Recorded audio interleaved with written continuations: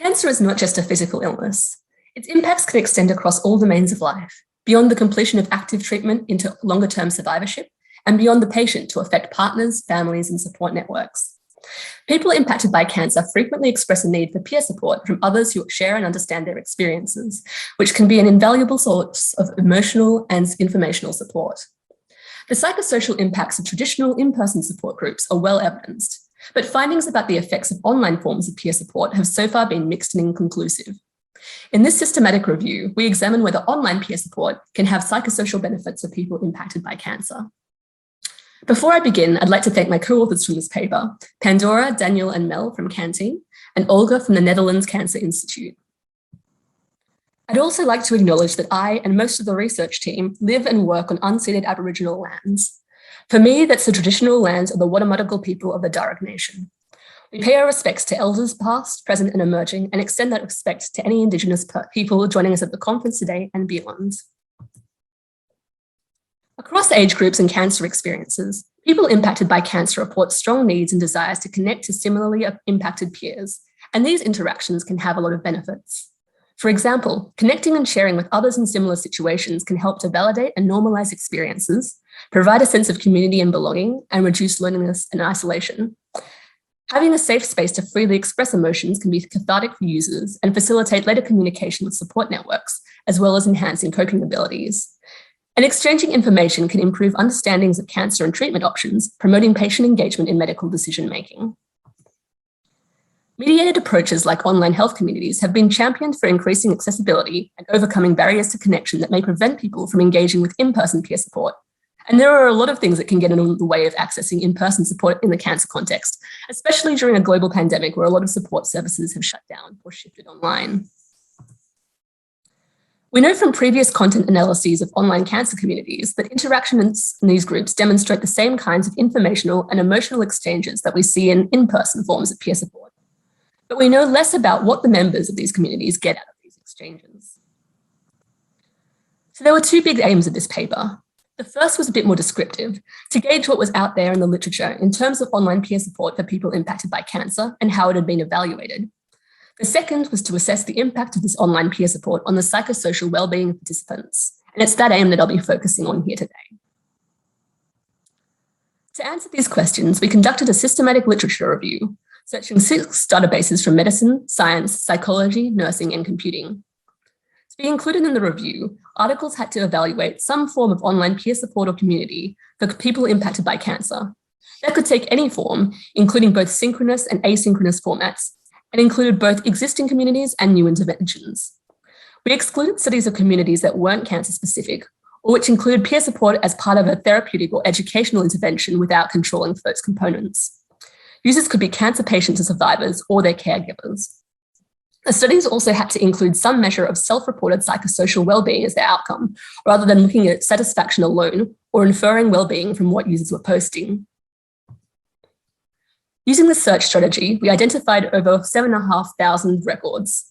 After screening titles, abstracts, and full-text papers using our inclusion criteria, we wound up with 41 papers in the review. Some caveats before we get stuck into our findings. Almost every one of these studies introduced and evaluated a different online peer community using a different methodology, which is probably why previous evidence has been so mixed. Especially when there's no assessment of how participants are engaging with the community, it can be hard to work out how to meaningfully compare results across the different studies, or what specifically about an online cancer group is contributing to its impact. It's also important to know that heterogeneous cancer populations aren't well reflected in this research. For example, of the 41 studies we reviewed, 23 had only female participants, 20 were exclusively about breast cancer, and just 7 included family and caregivers amongst their users. It's not super clear whether the effects we see in these studies are going to generalize to broader cancer populations. With that in mind, it looks like online peer support can benefit people impacted by cancer, particularly in terms of reducing anxiety and depression and improving social support. There's also inconsistent evidence that there might be benefits for general mood, psychological distress, and post-traumatic growth. Integrating explanations from across studies, it looks like online peer support allows those impacted by cancer to connect with other users with common experiences that might not be shared to the same extent by their existing offline support networks. This allows for more open sharing, normalization, and validation of experiences, It facilitates the exchange of social information, empathy, and coping skills, and thereby equips participants with the support, resources, and strategies to ameliorate and adjust to the psychosocial impacts of cancer. But these benefits aren't universal. Online peer support doesn't seem to be equally helpful for all individuals, but seems to depend on if and how they engage with others in the community.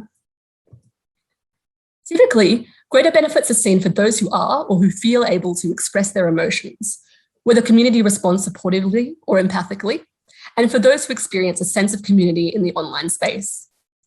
Conversely, those who feel unheard or disconnected show minimal psychosocial improvements and may be more likely to leave the online community. Modelling supportive and affirming exchanges by platform leaders, for example, psychosocial workers or volunteer helpers, may help to establish those norms. Specific targeted efforts might be needed to engage those in the margins. That might involve establishing dedicated online communities or subsections of broader communities for those who have distinct experiences or needs, which provide space for users to connect with more similar others. For example, young people, LGBTQI people, or those receiving palliative or end-of-life care. Providing support to other people in these spaces may also benefit the support person. This tends to be done by older or more established members who want to give back. Trying to encourage this in newer members might actually limit their ability to seek and receive support themselves. Additional training and therapeutic support may help to retain, support, and supplement these helpers. Otherwise, mutually supportive interactions may be encouraged in more subtle ways, for example, by encouraging those seeking support to thank those who respond. Some evidence suggests that lurkers, those who read but do not post, might also benefit for online peer support, for example, if they gain insight or recognize commonalities in other members' experiences. Making online peer spaces publicly visible may help make these benefits available to more people, although it may affect privacy concerns and willingness to disclose for posting members. There's less evidence about potential risks and adverse effects of community participation. Despite concerns about misinformation, this seems to be uncommon and is typically quickly corrected when it appears. Some studies evidence increases in distress associated with the exposure to other users' negative emotions and experiences in online peer communities. And that can also result in users leaving a community, particularly if they're no longer benefiting from their involvement with the space. For example, those who have been around for longer. That kind of turnover is inevitable and something that community managers need to plan for in running a sustainable online peer space. Having a healthcare professional or clinical support available, whether that's as part of the moderation team or just someone users can contact when needed, might be helpful in managing instances of distress and misinformation. It's clear that online peer support has a lot of potential in helping people impacted by cancer to understand and adapt to their cancer experiences. And in doing so, it may help to buffer the psychosocial impacts associated with a personal or familial cancer diagnosis. That said, these benefits seem to depend on how users connect with each other, with some types of exchanges, like sharing personal experiences and emotional responses and feeling connected to the community, seeming to be particularly helpful. It's also important to note that online peer support and its benefits don't just happen. It takes work to build a community which is active and engaged enough to be attractive, sustainable, and beneficial to potential users, and to address risks and harms that may occur. That can be particularly challenging for communities catering to less common cancer experiences, like those for young people or those with rarer cancers. That's especially the case when you have to deal with the inevitability of member turnover, as the use of these peer spaces is typically seen as temporary or transient. Our full paper goes into a lot more depth about the implications of this work for managing, evaluating, and recommending online peer communities, so I encourage you to check that out if you're interested, or you can come chat to me via email or on Twitter. Thanks for your time, and I hope you enjoyed the rest of your conference.